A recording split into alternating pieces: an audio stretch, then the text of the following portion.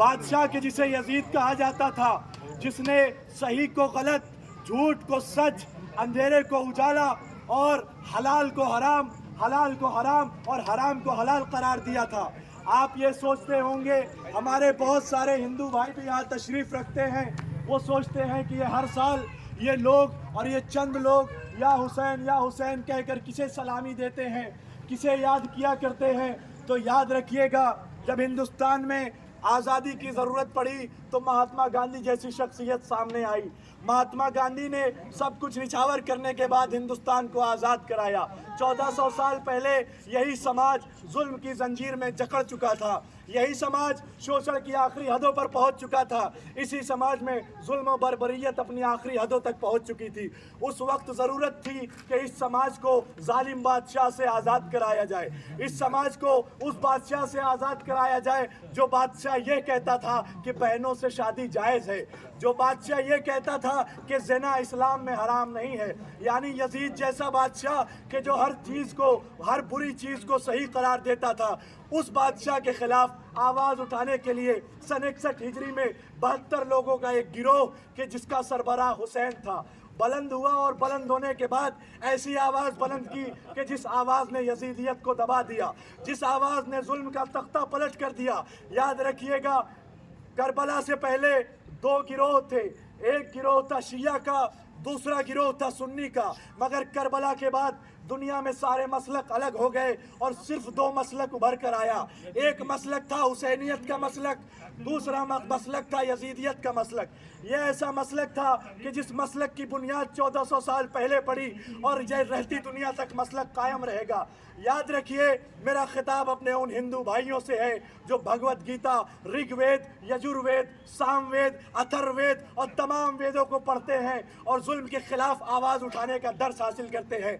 आप ये ना सोचिएगा कि हुसैन से ताल्लुक़ सिर्फ़ और सिर्फ मुसलमानों का है, ये ना सोचिएगा कि हुसैन सिर्फ़ और सिर्फ शियों के है। नहीं, सूरज की रोशनी जितनी शिया के घर में जाती है उतनी ही सुन्नी के घर में जाती है, जितनी हिंदू के घर में जाती है उतनी ईसाई के घर में जाती है। हुसैनियत इंसानियत के उस सूरज का नाम है जो 1400 साल पहले बुलंद हुआ और इस तरीके से बुलंद हुआ कि जुल्म के अंधेरों को मिटा दिया, इस तरीके से बुलंद हुआ कि जालिम ताकतों का तख्ता पलट कर दिया। याद रखिएगा, मेरा खिताब इस वक्त अपने अहले सुन्नत बरादरान से है जो हमें हैरत की निगाहों से देख रहे हैं और ये सोचते हैं कि ये लोग कौन हैं जो हर साल सर पे ताज़िया लेकर और हुसैन को खून का पुरसा देने के लिए निकल जाते हैं। आपसे गुजारिश करूंगा, आप तो उस मोहम्मद के मानने वाले हैं कि जो मोहम्मद जुल्म के खिलाफ आवाज़ बुलंद करने वाला था, आप उस मोहम्मद के चाहने वाले हैं कि जो मोहम्मद जुल्म को बर्दाश्त नहीं करता था। याद रखिएगा, शिया सुन्नी छोड़ दीजिए, हाथ बांध कर हाथ खोल कर नमाज पढ़ना छोड़ दीजिए।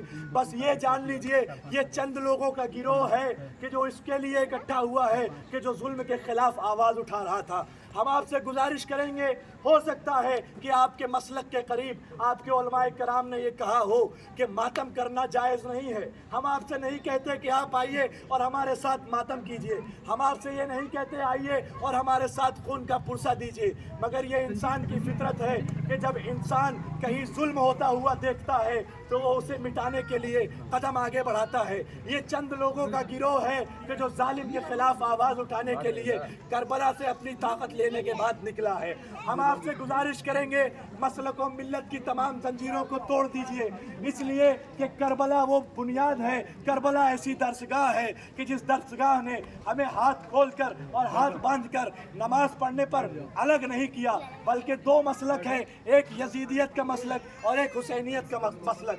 आपसे गुजारिश करेंगे कि आप हमारे साथ मातम ना कीजिए, मगर जुलूस के साथ साथ कम से कम उस जगह तक चलिए कि जिसे करबला कहा जाता है। याद रखिएगा, महात्मा गांधी ने कहा था, मैं अपने